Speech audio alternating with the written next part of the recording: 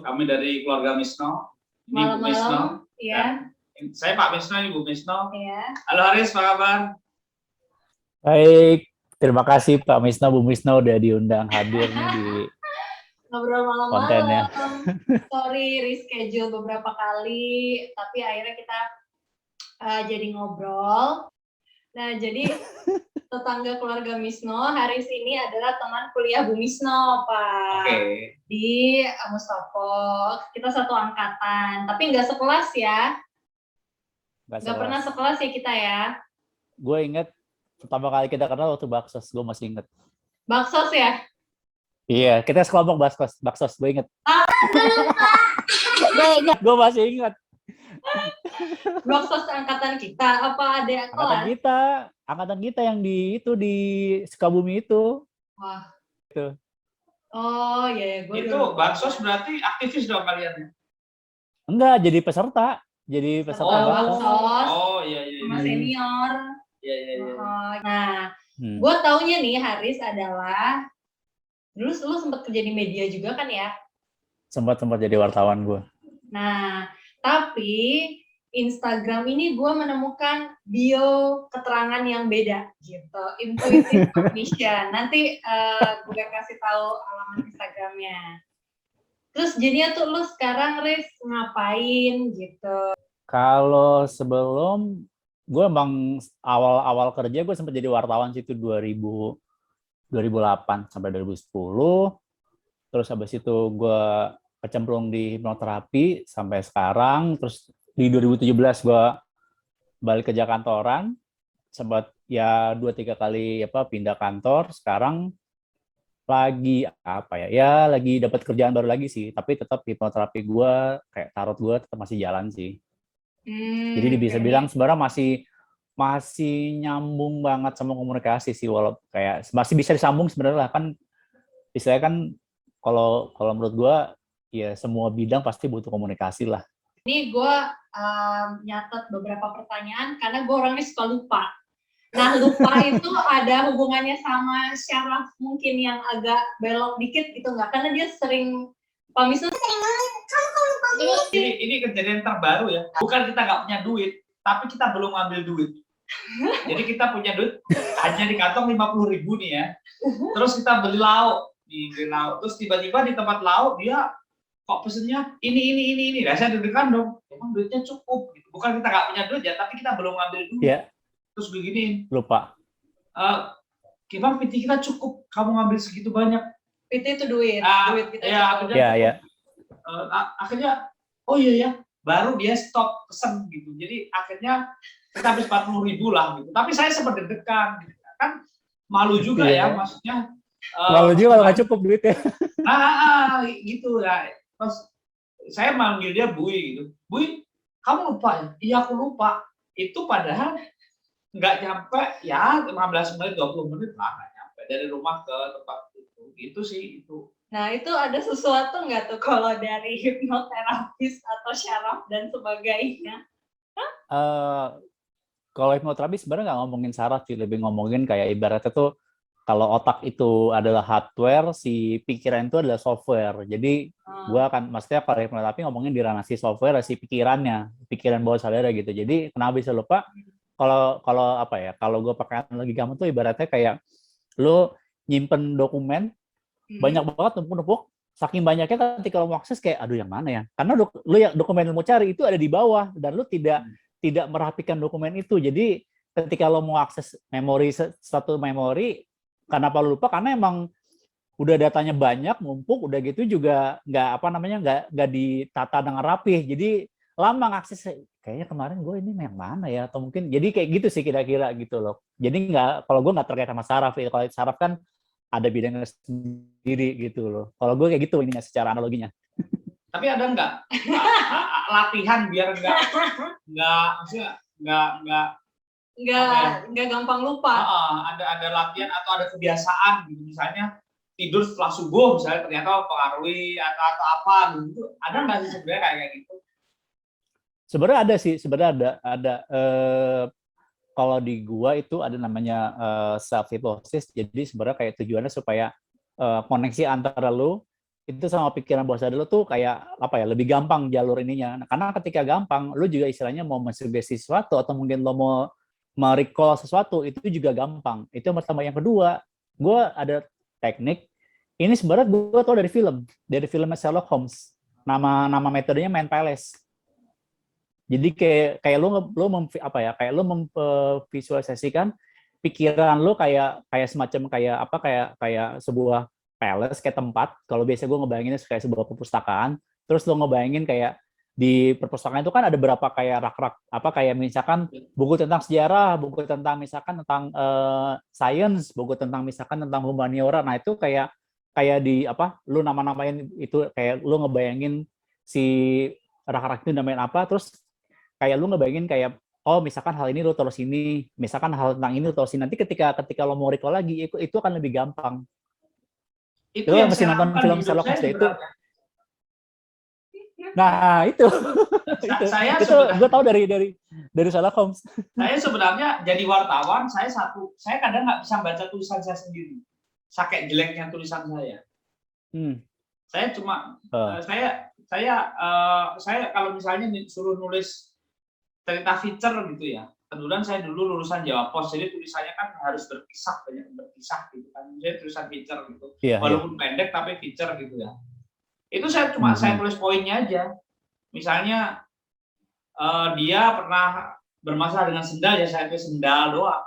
Saya cuma nanda-nandain gitu, dan saya nyaris tidak punya catatan di wartawan.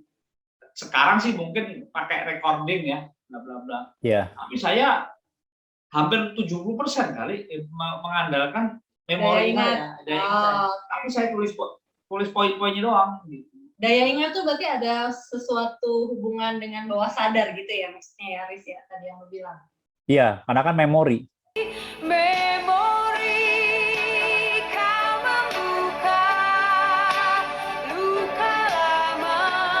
Memori. Dan tadi kalau Pak Misno bilang soal misalkan diidentikan dengan sepatu. Kalau di gue juga bisa juga kayak suatu kata diidentikan dengan visual. Jadi ketika antar kita ngomong ke satu, kita inget visualnya aja. Misalkan uang kita identik misalkan dengan apa, misalkan tentang gambar rupiah gitu misalnya. Nanti ketika mau kita ini rupiah, langsung kok pikiran kita mengkorelasikannya ke uang gitu. Itu bisa juga pakai visual. Itu setahu gue kayak berapa tahun lalu kayak itu diterapin ke anak-anak sekolah gitu sih. Jadi kayak buat kayak speed memory gitulah. Jadi anak tuh nggak cuma ngapal tapi paham gitu ya. Iya.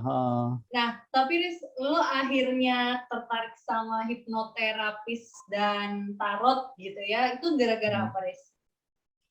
Itu murni kecelakaan, itu kecebur gue. Oh gitu. Iya, benar-benar nggak pernah gue rencanakan, kayak tiba-tiba. Yang gue ingat sih waktu itu gue waktu masih jadi wartawan, kalau nggak salah tahun 2009, udah lama banget, 12 tahun lalu. Jadi dapat tugas dari editor gue, suruh waktu itu lagi rame-ramenya kasus bom Ritz Carlton, Marriott. 2009. MU yang mau gitu, jadi ya? Iya. Oh, 2009. 2009. Nah, gue dapet tugas suruh wawancara. Ada salah satu hipnoterapis senior yang dia tuh dia menterapi korban trauma bom, sama dia menginterogasi teroris juga. Menginterogasi teroris juga. Ya, jadi dia menterapi. Jadi kan orang-orang yang istilahnya yang korban bom ini kan mungkin mereka nggak ada luka fisik, tapi mereka trauma. Ketika misalkan mereka masuk gedung, mereka takut. Ketika dengar suara ledakan, mereka panik.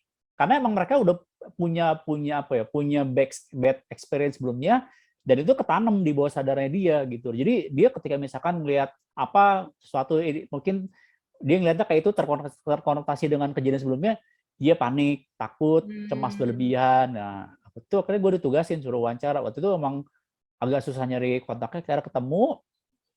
Udah selesai wawancara, selesai, berita dimuat.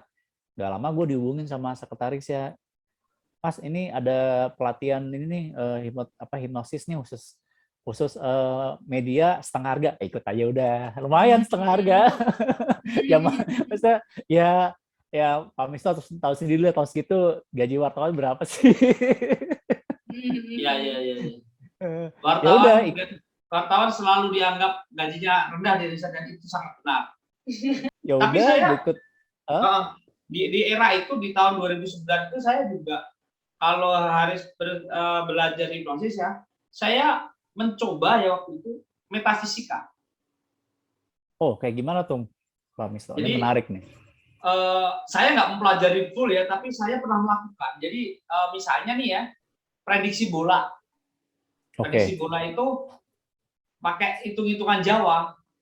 Orang menyebutnya itu primbon segala macam. Tapi primbon weton gitu-gitu ya. Tapi ketika gini, misalnya MU lawan Spurs, kan kaosnya merah sama putih nih. Iya. Dia dimain di hari Rabu Kliwon misalnya. Iya. Yang warna dominan itu kuning sebenarnya. Nah, saya kan tahu kebiasaan kiper MU itu pakai kaos kuning nih. Tapi mainnya di kandangnya Spurs misalnya. Saya bilang, ini menang MU nih, kenapa? Enggak, harinya warna kuning. Enggak, kan putih sama merah. Kan ada kuningnya. Gitu. Akhirnya benar. Gitu. Beberapa kali saya memprediksi itu dan benar. Itu pakai metafisika. Gitu. Tapi kalau saya waktu itu belajarnya sekalian jamasan, besi panas tahu yang dijilat-jilat. Jamasan tahu. Itu Jamasan. biasa satu soro biasanya tuh. Kenapa? Biasanya satu soro kalau nggak salah di ritual jamasan gitu kalau nggak salah ya. Iya, ya kayak gitulah. Saya pernah 3 kali atau 4 kali, tapi saya nggak berpikir macam-macam ya. Saya ikut aja dan nggak sakit kok. Jilat besi panas juga nggak sakit kok gitu aja. Tapi beberapa kali saya benar dan saya juga mencoba untuk bukan meyakini ya, tapi ini tak hitung-hitung terus gitu dan benar. Final kalau nggak salah 2009 itu MU lawan Barcelona. Apa Liga Champions? Liga Champions. Itu hitung-hitung kan saya pendukung MU ya. Saya pendukung MU. Sama Mas juga MU Mas. Apa MU juga sama? MU juga aku pendukung. Iya, waktu itu MU itu jadi away, otomatis kan kaosnya putih. Nah, pertandingan hari itu adalah warna merah biru lagi. Waduh. Nah, akhirnya karena pendukung MU ya saya bilang MU saya. Tapi dalam hati kecil saya ini menang Barcelona. Bener, kita kalah 4-1. MU kalah 4-1. Si Messi waktu itu membunuh. Makanya kalau Haris pengen terkenal, saya sarankan untuk menghipnosis artis. Aduh. Gue nggak sampai mikir sampai sana sih, nggak. Kayak misalkan kayak bisa nggak sih kayak Uya bisa, cuman gue nggak mau kayak gitu kayak sebenarnya kayak sebenarnya kayak ini kayak sebenarnya kayak kalau mau sih gue malah ada beberapa pengalaman gue yang gue bisa jauh lebih dari itu ngelakuinnya gitu loh. Dan mungkin kalau orang anggap ini mistis, ini metafisik, tapi sebenarnya enggak. It's still science, and ini juga istilahnya masih dalam ranah hipnoterapi juga gitu loh. Nah, yang kayak waktu itu ada udah lama ya Riz, liputan yang lu coba micro expression itu. Oh iya itu cabangnya hipnoterapi juga itu. Cabangnya. Jadi sempat ekspresi mikro gitu. Ya, facial expression, jadi ngelihat. Jadi karena wajah itu kayak bisa menggambarkan kondisi emosi kita lah, karena kan secara universal tuh enggak gitu ya. Iya, atau enggak orang ini marah atau enggak, benci atau enggak. Tapi kita kalau mau lihat emosinya kita harus pancing dengan pertanyaan atau statement. Nggak bisa kayak cuman kayak gini, kita nggak bisa tahu, harus kita pancing gitu. Kayak gue nggak bisa tuh langsung bisa ketebak kayaknya. Kalau saya nyerah pasti saya gampang ketebak. Riz, tapi hipnosis ini case apa yang pernah paling unik deh yang pernah lo handle gitu? Ini yang kalau yang unik ini yang pernah gue tanganin nih, yang gue bilang tadi, yang ini udah mulai nyerempet ke arah metafisik tapi sebenarnya masih sains dan masih hipnoterapi. Itu pernah di 2017 itu gue pernah dihubungin sama salah satu polisi lah di daerah Banten lah. Mereka mereka punya kasus pembunuhan udah 3 bulan, kasusnya stuck, nggak ada titik terang karena nggak ada barang bukti, nggak ada saksi, gelap tuh polisi. 3 bulan dia bingung gimana caranya, katanya udah sampai nanya ke dukun lah segala macam, udah cara nggak bisa. Akhirnya minta bantuan gue untuk Mas minta bantuan pakai hipnoterapi. Oke. Gue datanglah ke sana, ngelihat TKP-nya, ketemu sama saksi segala macam. Ya udah, akhirnya Kasus apa gue tuh, Riz? sebenarnya Sorry, pembunuhan kasus ya? ini, pembunuhan ini siswi sekolah bidan. Oke. Jadi waktu itu meninggalnya, kita curiganya kayak diceburin di kalinya tuh kayak masih dekat sama sekolahnya gitu. 3 hari, jadi 3 hari hilang, 3 hari baru diketemuin lah dari dia dinyatakan hilang gitu loh. Nah yaudah, akhirnya ada 2 cara sebenarnya. Cara pertama kan kita interogasi atau investigasi. Nah cara kedua nih, ini kalau Pak Misno, Bu Misno mungkin pernah ingat film Inception. Nah pakai caranya kayak gitu. Jadi kayak istilahnya kalau secara teknisnya itu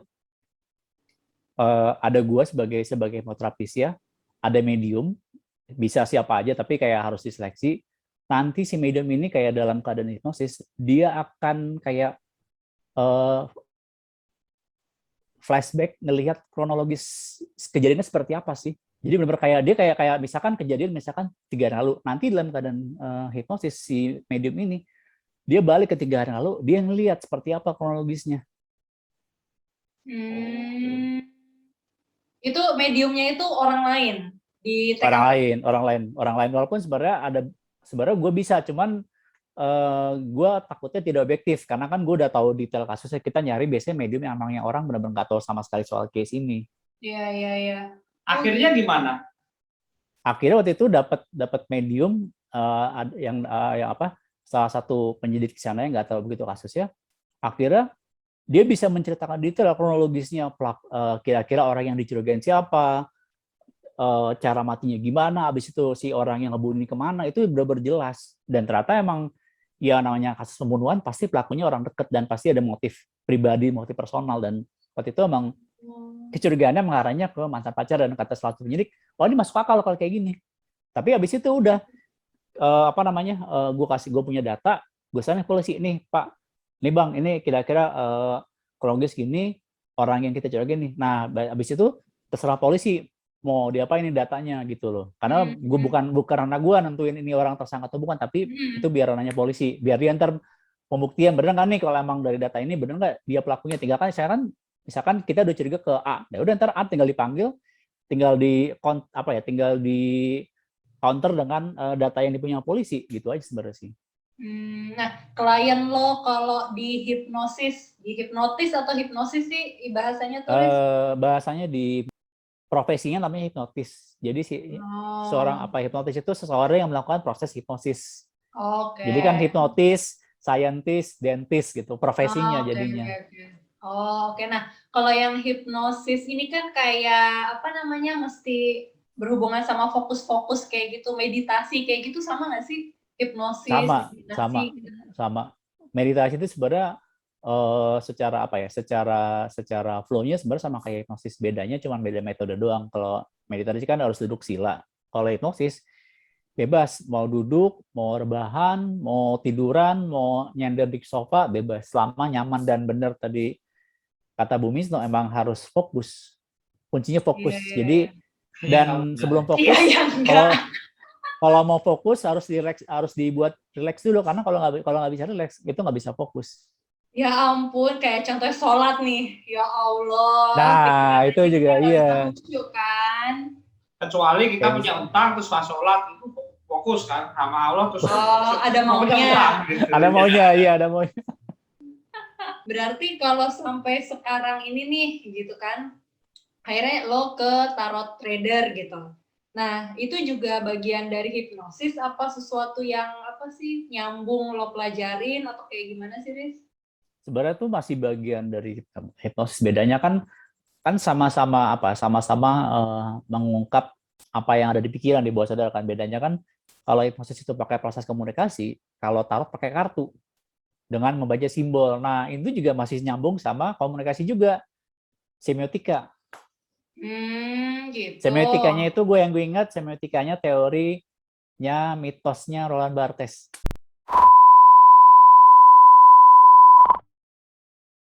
Gue masih inget dikit, tapi kalau detail gue lupa.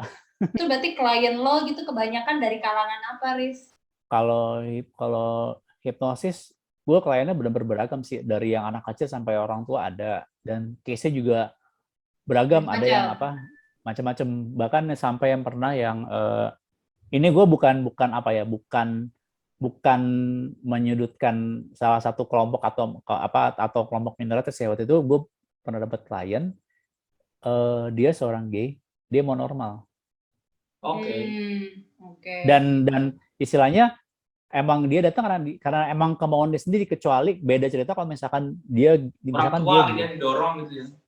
nah misalkan si orang ini gay terus gue paksa dia untuk normal, itu nggak bisa karena berlawanan dengan value dia, itu nggak bisa. Oh. Jadi emang harus keinginan diri sendiri, kayaknya gue harus kayak gini, nah itu baru bisa gue bantu. Kalau nggak gitu nggak akan bisa, percuma sugestinya nggak akan masuk. Tapi sorry, saya mau nanya, saya itu punya entah ini kebiasaan atau yang gue menebak orang dan beberapa kali benar. Jadi saya itu nggak tahu ya, ini kebetulan atau apa nggak tahu. Tapi gini, misalnya nih ya, Haris sudah menikah ya, belum nikah ya? Belum. Nah, misalnya Haris tiba-tiba, dia aku paling ke rumah kenalin calonku misalnya gitu ya. Saya ke rumah, terus ini calonku bisa terus ini kayaknya kalian pulang gitu, ini calon bininya Haris kayaknya ngaturan deh, jadi ngatur suami deh, berkuasa. Dan itu benar beberapa kali. Atau misalnya kita lama nggak kontak, terus dia di Facebook atau di Instagram gitu, nyawa orang nggak seger ya, tiba-tiba 3 hari lagi mati. Gitu. Saya beberapa kali melakukan hal yang sama. Dan kalau misalnya nih Haris, gimana istriku tadi? Nggak tahu, gue nggak tahu. Tapi saya kalau nggak spontan aja, gitu. Itu apa ya kayak gitu? Saya nggak tahu itu atau saya tukang kepo atau apa. Tapi beberapa kali saya melakukan hal kayak gitu. Jadi kebukti, kayaknya bininya nggak seru nih gitu. Kayaknya bininya asik nih. Beneran lo asik. Gini, itu bisa ada 2 kemungkinan. Pertama emang kayak pertama secara observasi mengamati, jadi kayak mungkin kayak Pak Misno mungkin kayak emang udah punya pattern, kayak orang kayak gini kira-kira kayak gini, orang kayak gini. Jadi kayak ketika orang ketemu ini kayaknya orang kayak gini, ini kayaknya bakal gini, karena emang Pak Misno udah punya memori, udah punya banyak data soal orang tipe kayak gini. Jadi itu yang namanya intuisi. Jadi kayak udah bisa mengenal pattern jadinya. Orang kayak gini kayaknya gini deh, dan kayaknya kelihatan dari mungkin dari gestur, mungkin dari raut muka. Jadi ngelihatnya memang secara nonverbal. Itu yang pertama, kemungkinan pertama. Kemungkinan kedua itu namanya feeling. Feeling itu adalah informasi yang kita nggak tahu dapat dari mana, tiba-tiba masuk kayak kepikiran. Bisa 2 kemungkinan itu. Tapi saya punya kebiasaan nih, misalnya kita temenan. Haris, orang tuanya kerjanya apa, anak berapa, saya suka kayak gitu. Nah, otaknya otak spons lagi. Nah, saya suka kayak gitu. Lebih ini yang pertama analisanya. Jadi saya itu kalau berteman dengan siapapun selalu mempelajari keluargamu siapa. Saya tidak nyaman ketika berteman dengan siapapun ya, saya nggak tahu basic keluarganya. Jadi walaupun nggak pernah ketemu ya, tapi saya tahu si Haris itu ternyata anak kedua, bapaknya orang Betawi, ibunya orang Medan, saya kayak gitu. Jadi saya itu kalau berteman kayak gitu, sebanyak apapun teman saya, tahu backgroundnya, walaupun saya nggak pernah tahu rumahnya, tapi saya nanya itu, kayak gitu, dan itu selalu terjadi dari dulu. Itu namanya ini sih Pak Misto, itu namanya nge-profiling sih. Jadi kayak gali data semacamnya, kayak dari data itu kayak bikin sebuah kesimpulan, kayak berarti dengan dia kayak gini, kondisi gini, keluarga gini, berarti memang dia tipikalnya kayak gini, karena emang mungkin background orang tua gini, mungkin cara didik orang tua seperti akhirnya anaknya jadi kayak gini. Bisa kemungkinan kayak gitu sih. Jadi ngebaca pattern jadinya. Dan apalagi juga ya karena Pak wartawan, jadi biasa menggali dengan pertanyaan yang lebih deep lah istilahnya gitu loh. Jadi itu udah udah jadi kayak intuisi, udah kayak emang udah ngerti ini orang kayak gini, ini orang. Karena emang udah pernah, mungkin Pak Misno bang ketika ketemu si A, mungkin Pak Misno mungkin beberapa tahun lalu pernah bertemu dengan orang tipikal yang sama. Jadi kita ngeliat kok mirip pemain ini ya pokoknya. Dan itu udah spontan aja. Udah nggak perlu dipikir lagi. Dia kayak gini, dia kayak gini. Nah kalau lu nanganin klien gitu kan lu nggak tahu backgroundnya segala macam gitu ya. Lu ada kayak assessment awal gitu nggak sih, Riz? Itu hukumnya wajib banget sih. Gitu. Wajib banget. Makanya apa ya, kayak doktrin yang diterima ke gua dulu waktu gua belajar adalah hipnoterapis itu bukan jago ngomong tapi jago nanya. Oke. Interrogator gitu ya berarti ya. penyidik ya. Iya, tapi nggak kayak interogasi juga sih, nanya yang kayak nama, alamat, nggak kayak polisi ya, tapi emang lebih kayak ngobrol, tapi sebenarnya dia nggak nyadar kalau dia tuh lagi dikulik gitu. Itu kadang-kadang gue suka praktekin ke ngobrol sehari-hari sih kadang sih. Oh, Tanpa sadar, misalkan gue mau ngobrol sama siapa gitu, tanpa sadar gue ngulik dia, tapi dia nggak tahu kalau dia lagi dikulik. Itu kadang-kadang gue suka terapin itu. oh gitu. Ya kayak kamu juga sih ya. Nanya, apalagi kalau misalkan interogasi gue gitu kan. Gini-gini gitu. Gue udah nyerah deh pokoknya kalau diinterogasi sama polisi. Ya mungkin karena emang gue pernah jadi wartawan, jadi kayak untuk masalah kayak interview bertanya-tanya itu udah apa ya, udah di luar kepala lah, udah ngerti kayak mesti nanya apa. Oh, kita pengen dia ke sini, berarti kita pertanyaannya mesti sini. Dan gue makanya kan kalau misalkan nanya, gue udah nggak pernah pakai list lagi, udah di kepala, udah ngerti poin-poinnya. Nanti pertanyaan kayak bisa mungkin gue awalnya kayak nyiapin 5, ntar ketika proses wawancara mungkin bisa 10, bisa 15, karena emang kayaknya nggak bisa nih, kayak misalkan dari statement dia bisa lebih deep lagi, bisa. Jadi dari statement dia bisa gue tanya lagi untuk bisa dapet jawaban lebih deep lagi. Akhirnya ternyata akar masalah dia di sini ternyata gitu loh. Lo itu ya bukan karena gift atau apalah lo bisa ngebaca gitu ya, karena emang lo ada pelatihannya sendiri gitu kan. Iya, ada pelatihan Tapi dan kan, emang gimana Pak?